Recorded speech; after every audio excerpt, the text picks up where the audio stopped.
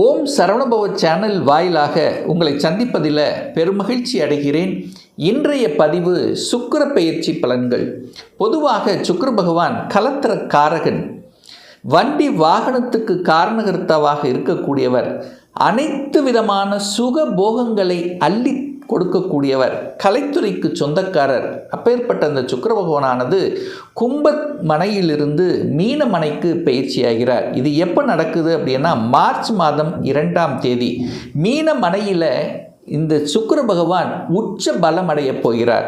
அப்போ அந்த மீன மனையில் 3 நட்சத்திரங்களின் வயலாக தன்னுடைய பலனை கொடுக்க போகிறார். அதாவது பூரட்டாதி நட்சத்திரத்தில், அதாவது குருவின் நட்சத்திரத்திலும், சனி பகவான் நட்சத்திரமான உத்திரட்டாதி, புதன் பகவான் நட்சத்திரமான ரேவதியில் பயணம் பண்ணி தன்னுடைய பலனை கொடுக்க போகிறார். இந்த பதிவை நீங்கள் முழுவதுமாக பாருங்கள். நிச்சயமாக ஏதாவது ஒரு ரூபத்தில் உங்களுக்கு யூஸ்ஃபுல்லாக இருக்குங்கிறதுல எந்தவித மாற்று கருத்தும் கிடையாது. நம்மளுடைய சேனலை நீங்கள் ஃபஸ்ட் டைம் பார்ப்பவர்கள் என்றால் மறக்காமல் சப்ஸ்கிரைப் பண்ணிக்கிங்க. கன்னி ராசி அன்பர்களே, சுக்கிர பெயர்ச்சியால் என்ன பலன்? மீனமனையில் சுக்கிரன் உச்சம். இந்த சுக்கிரன் இந்த கன்னிராசி அன்பர்களுக்கு யார் அப்படின்னா 2க்குரியவன். தனம், குடும்பம், வாக்குஸ்தானத்தின் அதிபதி. அதே சமயத்தில் உங்களுக்கு பாக்கியத்தை தரக்கூடியவன் சுக்கிரன். அந்த சுக்கிரன் உங்கள் ராசிக்கு 7ஆம் இடம் என்று சொல்லக்கூடிய அந்த மீனமனையில் உச்ச பலத்தோட வலிமையாக இருக்க போகிறார். அப்போ என்ன அர்த்தம்? தனாதிபதி, குடும்பாதிபதி, வாக்காதிபதி உச்ச பலம், பாக்யாதிபதி உச்சபலம். அந்த பாக்யாதிபதி தனாதிபதி உங்கள் ராசியை பார்க்கிறது, உங்களை பார்க்கிறது. அப்போ உங்கள் பாக்கியம் உங்களை தேடி வரப்போகிறது, தனம் உங்களை தேடி வரப்போகிறது, உங்கள் பேச்சால் உங்கள் வாக்கால் உங்களுக்கு மரியாதை கிடைக்கப் போகிறது. குடும்பம் அமைத்து கொள்ளக்கூடிய சந்தர்ப்ப சூழ்நிலைகளை உருவாக்கும். திருமணம் சார்ந்த விஷயத்தில் நன்மைகள் பயக்கக்கூடிய ஒரு நல்ல காலகட்டமாக இந்த கண்ணிக்கு அமைய பெறுகிறது. அப்போது தனாதிபதி உச்சபலம். அப்போ பொருளாதாரத்துக்கு எந்த பிரச்சனையும் ஏற்படுத்த போவதில்லை. சுக்கிரன் பொதுவாக கையிருப்பு பணக்காரகன். நிச்சயமாக கையிருப்பு பணம் என்பது இருந்து கொண்டே இருக்கும். குருவும் பார்க்குறார். 7ஆம் அதிபதியான குருவும் தனக்காரக கிரகமான குருவும் உங்கள் 2ஆம் இடத்தை பார்க்குது. அப்போ என்ன அர்த்தம்னா பொருளாதாரம் நல்லா இருக்க போகுது. பொருளாதாரத்துக்கு நீங்கள் எடுத்துக்கக்கூடிய முயற்சிகள் சிறப்படைய போகிறது. குடும்பம் நன்றாக இருக்க போகிறது. குடும்பத்தில் இருந்து வந்த பிரச்சனைகளை தீர்க்கக்கூடிய ஒரு காலகட்டம். சின்ன சின்ன கருத்து வேற்றுமைகள், சின்ன சின்ன மனக்கசப்புகள் இருந்திருந்தாலும் இந்த காலகட்டம் அதை போக்கக்கூடிய காலகட்டம். பிரிந்தவர்கள் கூட ஒன்று சேரலாம் என்கின்ற எண்ண உணர்வை கொடுக்கக்கூடிய ஒரு காலகட்டமாகவும் அமையும்.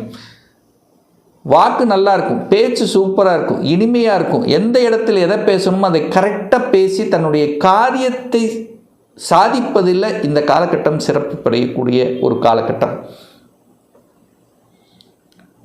பாக்யாதிபதி உச்சம். தகப்பன் மூலமாக நன்மைகள் நடக்கக்கூடிய காலகட்டம்.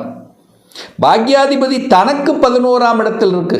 பாக்கியத்தின் மூலமாக லாபங்கள் பெறக்கூடிய அமைப்பு, மதிப்பு மரியாதை கூடக்கூடிய அமைப்புகள்.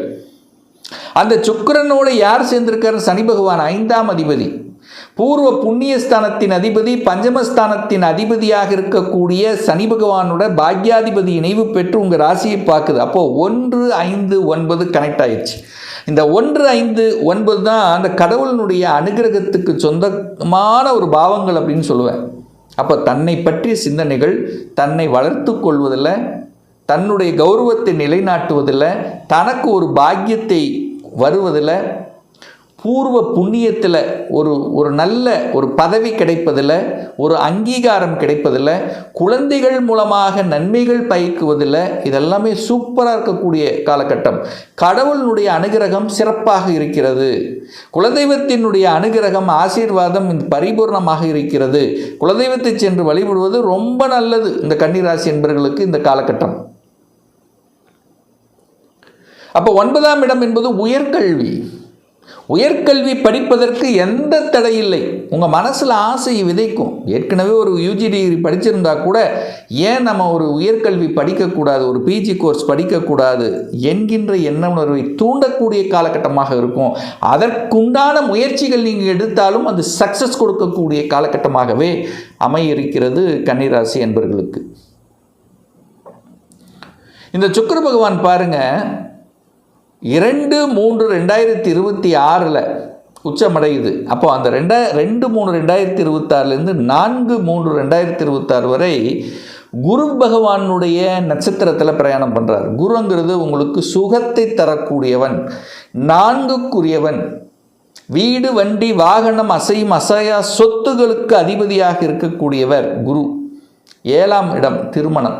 ஸோ இந்த காலகட்டத்தில் பார்த்தீங்கன்னா உங்களுக்கு நன்மை நடக்கும். அசையும் அசைய சொத்துக்கள் வாங்குறதுக்கு ஒரு அற்புதமான ஒரு பீரியடுன்னு சொல்லுவேன். ஏன்னா சுக்கிரன் தானே வீட்டுக்கு காரக கிரகம், அவர் உச்சமாக இருக்கார். அப்போது அவர் குருவின் நட்சத்திரத்தில் 4ஆம் அதிபதி நட்சத்திரத்தில் இருக்கும்போது ஏன் இந்த எண்ண உணர்வுகளை உங்களுக்கு கொடுக்காது? கண்டிப்பாக கொடுக்கும். வாங்கணுங்கிற ஐடியா இருக்கிறவங்களுக்கு அத்தனையும் சக்ஸஸ் கொடுக்கும். வாங்கிக்கலாம், வாங்குவதற்கு எந்த தடை இல்லை. புது வீடை வாங்கலாம், இல்லை கட்டின வீட்டை வாங்கலாம், கட்டின வீட்டை வாங்கி ஆல்ட்ரு பண்ணலாம், இடத்த வாங்கலாம், காலி மனை இடத்த வாங்கலாம். ஸோ இப்படி, அல்லது இடத்துல ஒரு அப்பார்ட்மெண்ட் கட்டி வாடகைக்கு விடலாம்.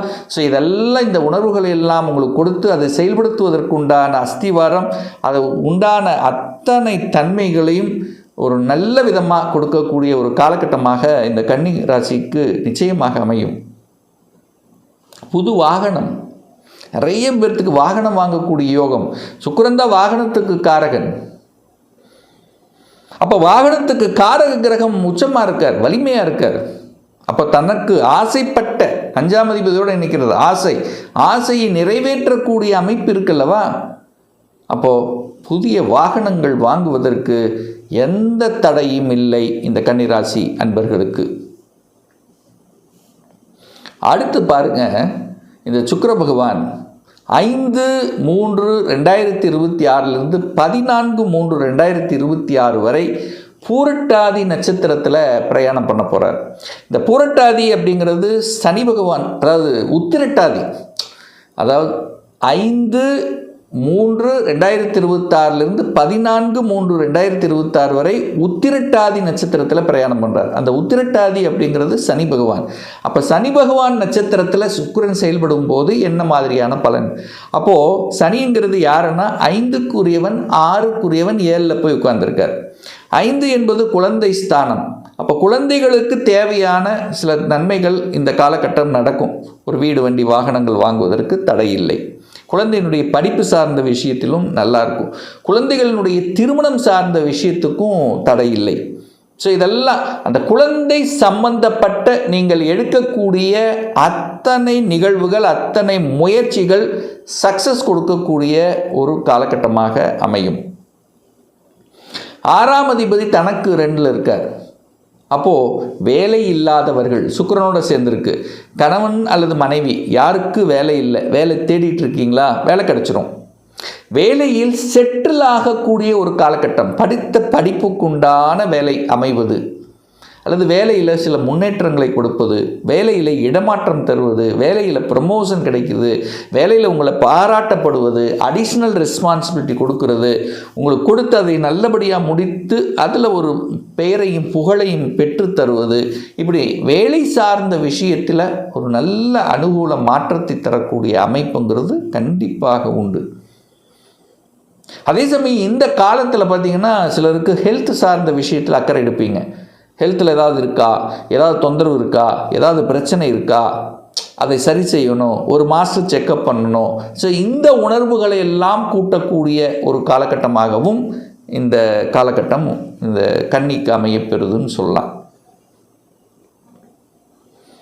அப்போ தொழில் ரீதியான மாற்றங்களுக்கு நன்மை, தொழில், உத்தியோகம், வேலை, வியாபாரம், இதெல்லாம் அதில் குறிப்பாக சுக்கிரன் அல்லவா, அந்த சுக்கிரனால் அழகு சார்ந்த, கலைத்துறை சார்ந்த, ஹோட்டல் சம்மந்தப்பட்ட விஷயத்தில் இருக்கிறவங்க, டெக்ஸ்டைல் சம்மந்தப்பட்ட இதில் இருக்கிறவங்க, ஸோ இவங்களுக்கு எல்லாமே ஒரு ஒரு ஒரு மாற்றத்தை, ஒரு வளர்ச்சி கொடுக்கக்கூடிய ஒரு பரிணாமம், புதியதாக திட்டமிடுதல், இதெல்லாமே நல்லா இருக்கக்கூடிய அமைப்பாக அமைய இருக்கிறது. அடுத்து பார்த்திங்கன்னா, இந்த சுக்கிர பகவான் 15/3/2026 26/3/2026 வரை ரேவதி நட்சத்திரத்தில் பிரயாணம் பண்ணுறார். இந்த ரேவதிங்கிறது புதன் நட்சத்திரம். அந்த புதன் பகவானுங்கிறது இந்த கன்னி ராசி என்பவர்களுக்கு உங்கள் ராசி அதிபதி, லக்ன அதிபதி, அதே சமயத்தில் 10க்குரியவன், தொழில் ஸ்தானத்தின் அதிபதி அந்த புதன். கம்யூனிகேஷன் நல்லாயிருக்கும், திட்டமிடுதல் நல்லாயிருக்கும், ஸ்ட்ராட்டஜி பிளான் சூப்பராக இருக்கும். எந்த இடத்துல எதை செய்யணும், எதை பண்ணணும், அதெல்லாம் அந்த அறிவார்ந்த செயல்களில் ஈடுபடுவதற்கு சூப்பரான ஒரு காலகட்டம். கமிஷன் பேஸில், கன்சல்டன்சியில் இருக்கிறவங்க, மார்க்கெட்டிங் சம்மந்தப்பட்ட துறையில் இருக்கிறவங்க, தன்னுடைய புத்தியையும் அறிவையும் வைத்து செய்யக்கூடிய அனைத்து விதமான துறைகள், தொழில்கள் சூப்பராக இருக்க போகுதுன்னு சொல்லலாம். தன்னை நிலைநிறுத்தி கொள்வதற்கு, மாமன் சார்ந்த உறவுகளில் மேம்படுவதற்கு, அதாவது தனக்கு ஒரு அங்கீகாரத்துக்காக, தன்னுடைய புகழ் கௌரவம் நிலைநாட்டுவதற்காக எடுக்கக்கூடிய முயற்சிகள் நல்லாயிருக்கும். அதாவது புதன் அப்படின்னாலே கம்ப்யூட்டர் சம்மந்தப்பட்ட தகவல், அக்கௌண்ட்டு, ஆடிட்டிங் சம்மந்தப்பட்ட, பேங்கிங் சம்மந்தப்பட்ட, ஏன்னா புதன் குரு அங்கே இருக்கார், பேங்கிங் சம்மந்தப்பட்ட, டீச்சிங் சம்மந்தப்பட்ட, சொல்லிக் கொடுத்தல், போதனை செய்வது, ஸோ இந்த மாதிரியான விஷயங்கள் இருக்கக்கூடிய அத்தனை கன்னிக்கும் சூப்பரான ஒரு காலகட்டமாக அமைய இருக்கிறது. இன்னும் ஒரு துல்லிய பலன் வேணும். உங்கள் சுய ஜாதகத்தில் சுக்கிரன் எப்படிப்பட்ட நிலையில் இருக்கார்? ஆட்சி பலத்தோடு இருக்கா? உச்ச பலத்தோடு இருக்கா? வர்க்கோத்தம பலம் பெற்றிருக்கா? பாவ கிரகங்களின் தொடர்பில் இருக்கா? அல்லது 6, 8, 12ஆம் அதிபதிகளுடன் சேர்ந்து இருக்கா? யோக கிரகத்தோடு சேர்ந்து இருக்கா? என்ன டிகிரியில் இருக்குது? இப்போ நடப்பு தசாநாதன், புத்திநாதன், சூட்சமநாதன் எப்படி இருக்குது என்பதை பொறுத்து நீங்கள் கேட்கக்கூடிய எந்த கேள்வியாக இருந்தாலும் சரி, இந்த 2026இல் சொந்த தொழில் செய்வதற்குண்டான கொடுப்பினை இருக்கா? அப்படி இருக்கக்கூடிய பட்சத்தில் எப்போ நம்ம சொந்த தொழிலை ஆரம்பிக்கலாம்? +2 முடிச்சிட்டேன், எந்த கோர்ஸ் படித்தா நம்மளுடைய ஃப்யூச்சர் நன்றாக இருக்கும்?